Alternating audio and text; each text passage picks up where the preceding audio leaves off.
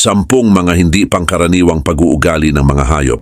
Welcome sa Arvin Polo TV. Tunay ngang nakakatuwa ang mga hayop dahil bukod sa kanilang cuteness ay mayroon din silang iba't ibang mga pag-uugali na tiyak na magdudulot sa iyo ng pagkamangha. Ang ilan sa mga ito ay hindi pangkaraniwan ngunit nakakaaliw naman. Pero ano-ano kaya ang mga katangian at mga pag-uugali ng mga hayop na ito? At sa video ngang ito ay aalamin at pag-uusapan natin ang 10 mga hindi pangkaraniwang pag-uugali ng mga hayop.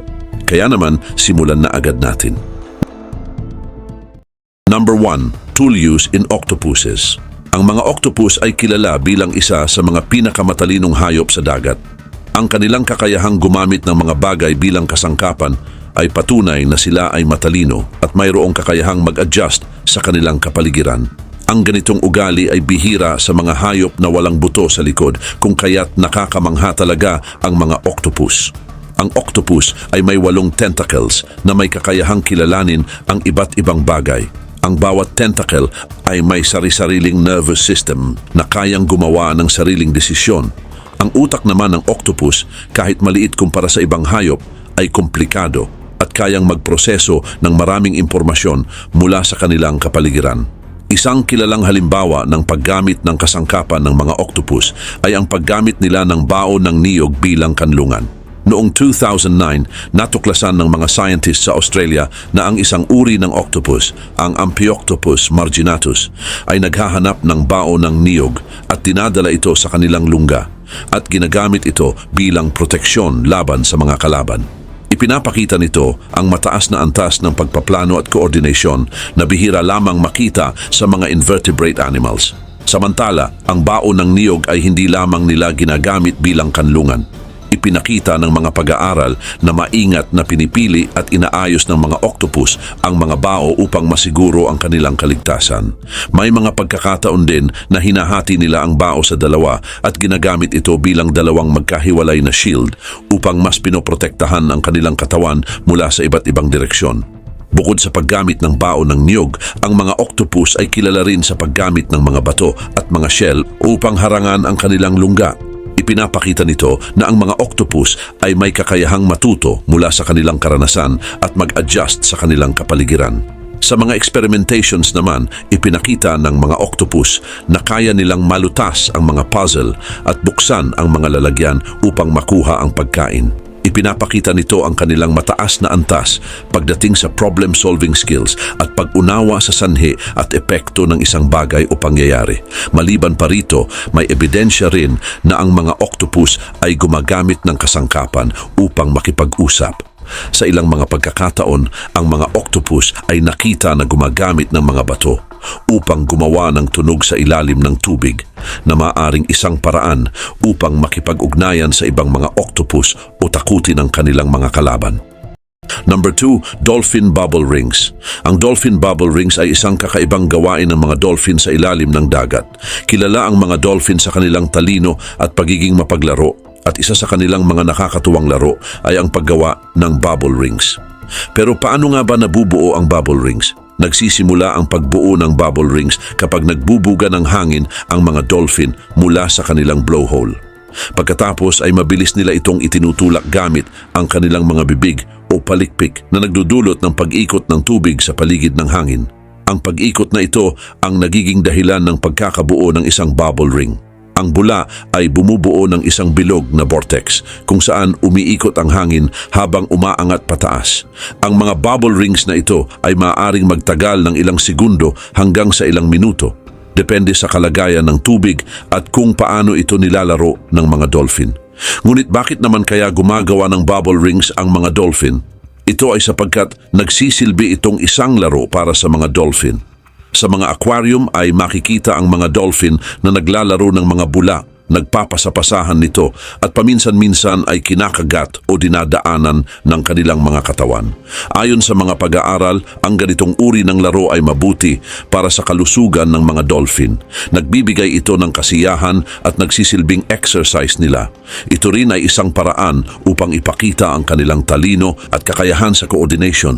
Dagdag pa rito, maraming mga scientists at mga researchers ang nag-aaral sa ganitong uri ng pag-uugali ng mga dolphin.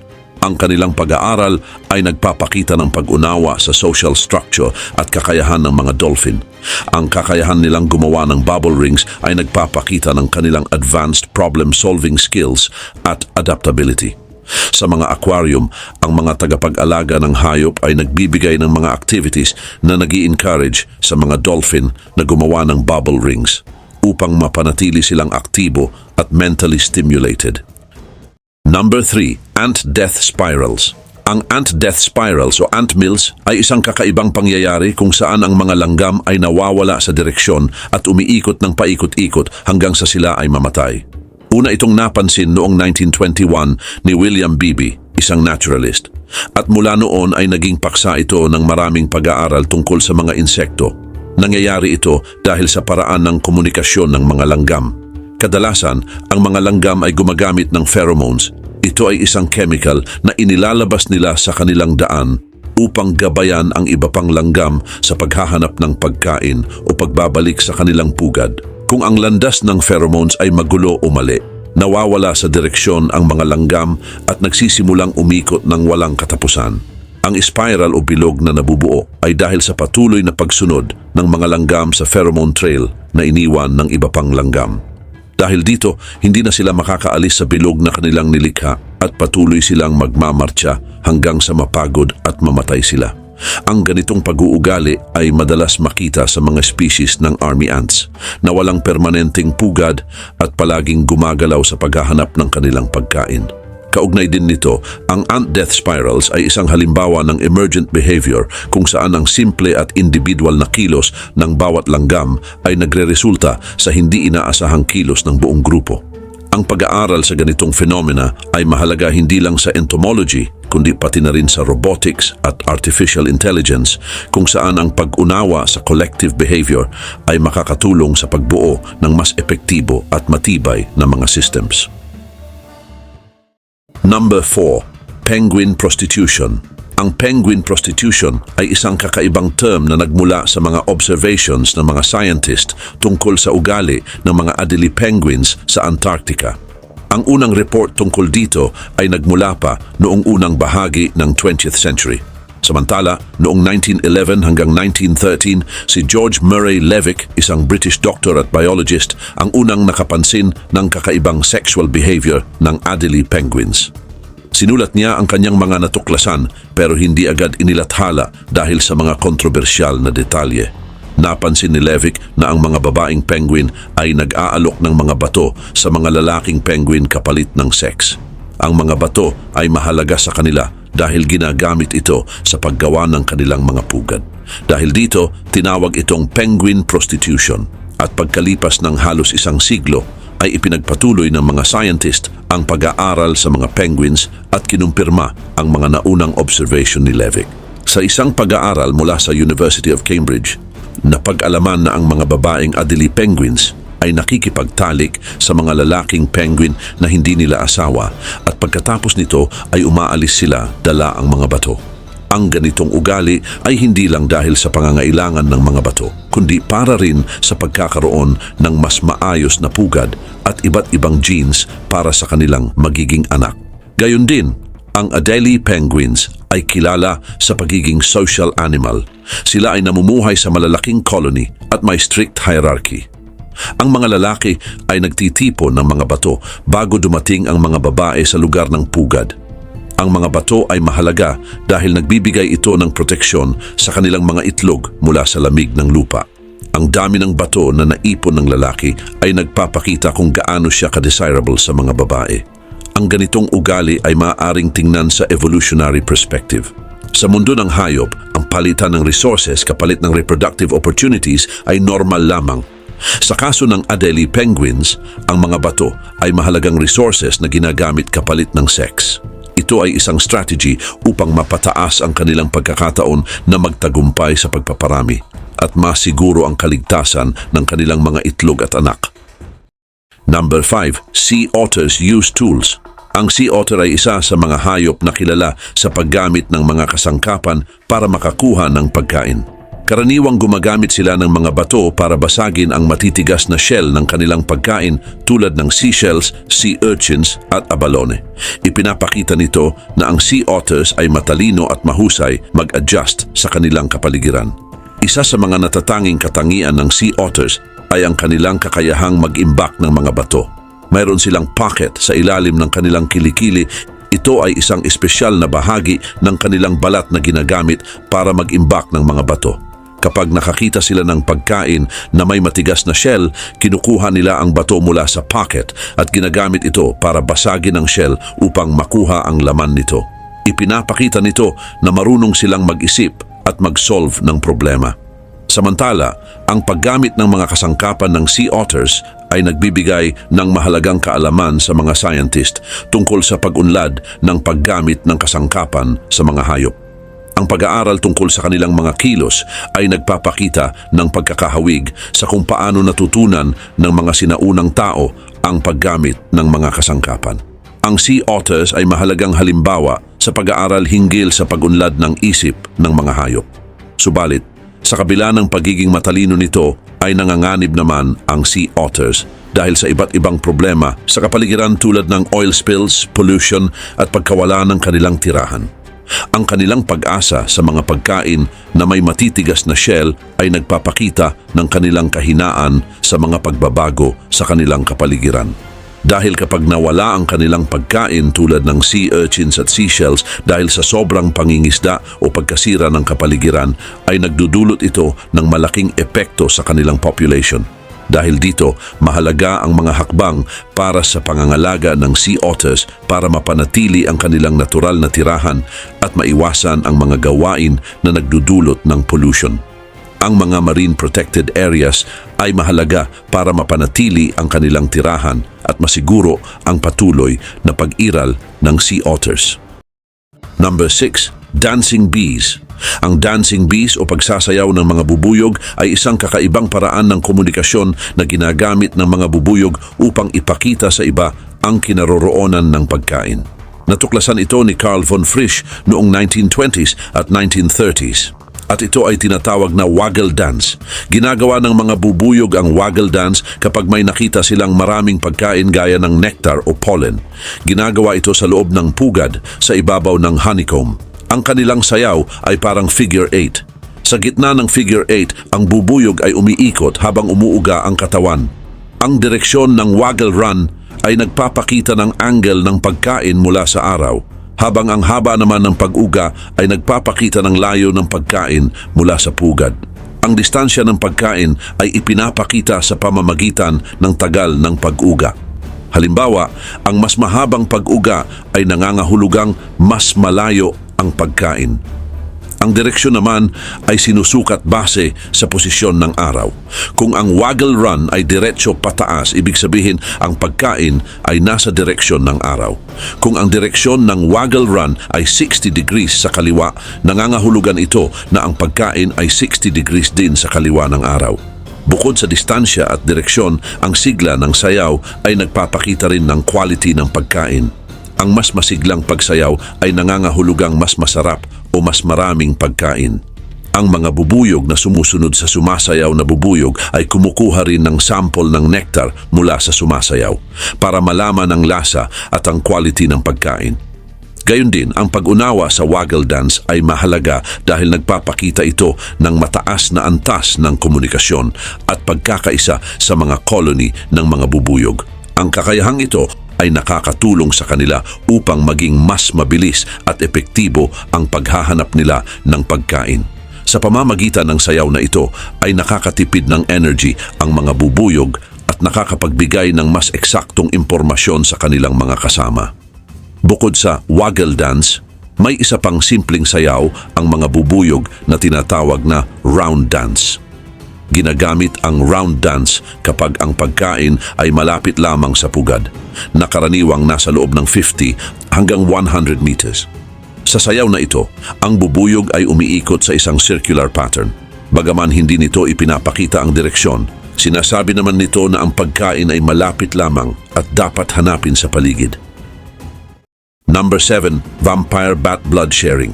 Ang vampire bat ay kilala sa kanilang kakaibang ugali ng pagbabahagi ng dugo na tinatawag na reciprocal altruism. Ibig sabihin, ang mga hayop ay tumutulong sa iba, ngunit ang pagtulong na ito ay may inaasahang kapalit pagdating ng panahon. Ang pagbabahagi ng dugo ng vampire bats ay isang malinaw na halimbawa nito. Ang vampire bat, lalo na ang species na Desmodus rotundus, ay mga nocturnal o aktibo sa gabi at kumakain ng dugo ng mga hayop tulad ng baka at baboy. Mayroon silang matatalim na ngipin na ginagamit upang mahiwa ang balat ng kanilang biktima at sinisipsip nila ang dugo mula sa sugat nito. Kailangan nilang regular na kumain ng dugo upang mabuhay. Dahil kung hindi sila makakakain ng dugo sa loob ng 3 hanggang 4 na araw ay maaari silang mamatay dahil sa gutom. Ang buhay ng vampire bats sa kanilang colony ay mahalaga para sa kanilang kaligtasan. Sa loob ng kanilang colony ay bumubuo sila ng malalim na relasyon sa kanilang mga kasama. Ang mga relasyon na ito ay nakabatay sa pagbabahagi ng dugo. Kapag ang isang vampire bat ay hindi makahanap ng pagkain, humihingi ito ng tulong sa iba. Ang mga paniki na nakakain ng sapat ay naglalabas ng maliit na halaga ng dugo mula sa kanilang tiyan at ibinabahagi ito sa pamamagitan ng pagdura sa bibig ng gutom na vampire bat. Ang ganitong uri ng pagtutulungan ay hindi lamang nakakatulong sa mga nagugutom na vampire bat, kundi pinapalakas din nito ang relasyon sa loob ng kanilang colony. Maliban dito, ang reciprocal altruism sa vampire bats ay may ilang mahahalagang aspeto.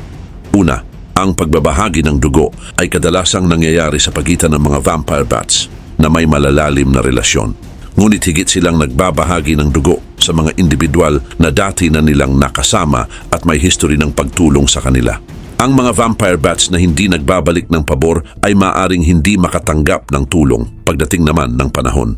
Pangalawa, ang mga vampire bats ay may kakayahang kilalanin ang kanilang mga kasama at natatandaan nila ang mga nakaraang interaction. Ang ganitong uri ng memorya ay mahalaga sa pagpapanatili ng reciprocal altruism. Sa kabilang dako, ang pagbabahagi ng dugo ng vampire bats ay parang isang insurance policy laban sa gutom.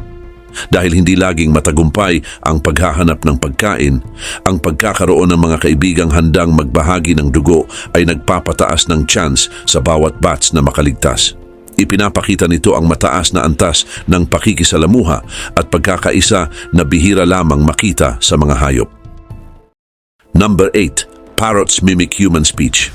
Ang kakayahan ng mga parrots na gayahin ang pagsasalita ng tao ay isang nakakamanghang halimbawa ng kanilang talino at kakayahang mag-adapt.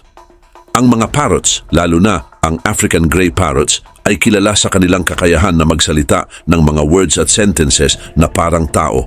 Hindi lang ito simpleng paggaya, kundi isa ring proseso na nangangailangan ng pag-aaral, pagsasanay at pagkilala sa mga tunog. Isa sa mga dahilan kung bakit nagagaya ng mga parrots ang pagsasalita ng tao ay dahil sa kanilang vocal anatomy. Ang kanilang syrinx, isang bahagi ng lalamunan, ay nagbibigay daan sa kanila na makagawa ng iba't ibang tunog. Ang syrinx ay mas komplikado kumpara sa vocal cords ng tao na nagbibigay sa kanila ng mas mataas na kontrol sa paggawa ng tunog. Kaya nilang baguhin ang hugis ng kanilang syrinx at kontrolin ang hangin na dumadaan dito kung kaya't nagagawa nilang gayahin ang iba't ibang tunog mula sa simpleng tunog ng kalikasan hanggang sa komplikadong salita ng tao. Bukod sa kanilang pisikal na kakayahan, mahalaga rin ang talino ng mga parrots sa kanilang kakayahan na gayahin ang pagsasalita ng tao.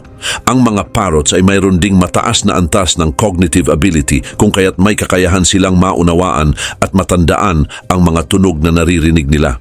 Sa natural na kapaligiran, ginagamit nila ang kakayahang ito para makipag-usap sa ibang ibon, maghanap ng pagkain at magbigay ng babala ukol sa panganib. Kaugnay pa nito, ang proseso ng pagkatuto ng mga parrots ay kahalintulad ng proseso ng pagkatuto ng tao sa pagsasalita. Natututo sila sa pamamagitan ng paulit-ulit na pakikinig at paggaya. May kakayahan silang matuto ng daan-daang mga salita at pangungusap at ginagamit pa ito sa tamang konteksto. Halimbawa, natututo ang ilang parrots ng mga simpleng utos tulad ng hello, goodbye at I love you at ginagamit ito sa tamang pagkakataon. Karagdagan pa, ang kakayahan ng mga parrots na gayahin ang pagsasalita ng tao ay nagpapakita rin ng kanilang emotional intelligence. Maraming tagapag-alaga ng parrots ang nagsasabing nagpapakita ng emotion ang kanilang mga alaga sa pamamagitan ng pagsasalita. Natututo rin silang gayahin hindi lang ang mga salita, kundi pati na rin ang tono at damdamin ng boses ng tao. Number 9. Bonobos Share Food. Ang Bonobo Share Food ay isang pag-aaral tungkol sa pag-uugali ng mga bonobos, isang uri ng unggoy na malapit na kamag-anak ng mga chimpanzee at tao. Kilala ang mga bonobos sa pagiging mapayapa at magkakasama. Ang pag-aaral sa kanilang pag-uugali sa pagkain ay nagpapakita kung paano sila nagtutulungan at nagmamalasakit sa isa't isa. Ang mga bonobos ay likas na mapagbigay pagdating sa pagkain. Sila ay nabubuhay sa mga komunidad na may 30 hanggang 80 na members.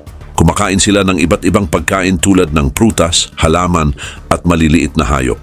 At kapag nakahanap ng pagkain, madalas nilang pinaghahatian ito sa kanilang mga kasama na nagpapakita ng kanilang pagtutulungan at pagmamalasakit sa iba. Ang pagbabahagi ng pagkain sa mga bonobos ay may kinalaman sa kanilang grupo. Ang mga matatandang bonobos, lalo na ang mga dominant women, ang nagtatakda kung sino ang makakakuha ng pagkain at paano ito ibabahagi. Ang mga batang bonobos ay natututo mula sa kanilang mga nakakatanda sa pamamagitan ng pagmamasid at pakikilahok sa pagbabahagi ng pagkain. Kaugnay nito, sa mga experimentations ay ipinakita na ang mga bonobos ay handang magbahagi ng pagkain kahit sa mga hindi nila kamag-anak. Sa isang pag-aaral ay binigyan ng options ang mga bonobos na magbukas ng pinto upang makapasok ang isa pang bonobo at makasalo sa pagkain, o manatiling mag-isa at kumain ng walang kasalo. Ngunit kadalasan ay mas pinipili nilang buksan ang pinto at ibahagi ang kanilang pagkain.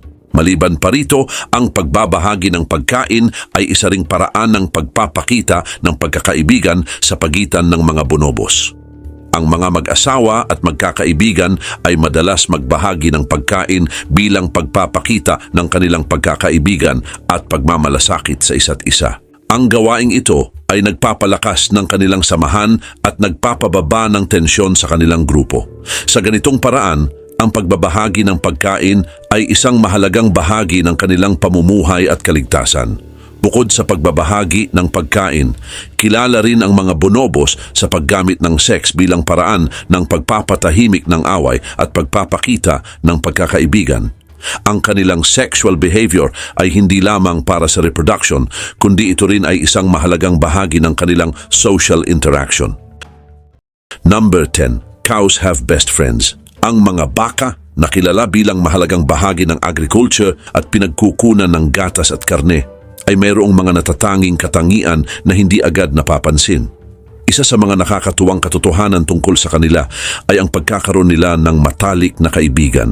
Ang konseptong ito ay nagpapakita ng emotional intelligence at social skills ng mga baka. Ayon sa pag-aaral ng mga researchers mula sa University of Northampton, natuklasan nila na ang mga baka ay may mga malalapit na ugnayan sa ibang mga baka. Sa kanilang experimentations ay kinuhanan nila ng heart rate at cortisol levels ang mga baka habang sila ay nakahiwalay mula sa kanilang grupo, kasama ang kanilang matalik na kaibigan at kasama ang isang hindi kilalang baka. Lumabas na mas mababa ang heart rate at cortisol levels ng mga baka kapag sila ay kasama ng kanilang kaibigan na nagpapakita ng mas mababang antas ng stress. Ang mga pagkakaibigang ito ng mga baka ay maaaring tumagal sa loob ng mahabang panahon. Tulad ng tao, sila rin ay nagkakaroon ng mga paboritong kaibigan na kanilang gustong makasama sa pagkain, pagpapahinga at paggala. Ang kanilang mga kilos ay nagpapakita ng pagkakaintindihan at madalas din silang naglilinis ng kanilang mga kaibigan bilang pagpapakita ng pagmamahal at pagkalinga. Bukod sa emotional aspect, ang pagkakaroon ng best friend ay mayroon ding benepisyo sa kalusugan at kabutihan ng mga baka. Ang mababang stress level ay nauugnay sa mas mabuting kalusugan at mas mataas na production ng gatas.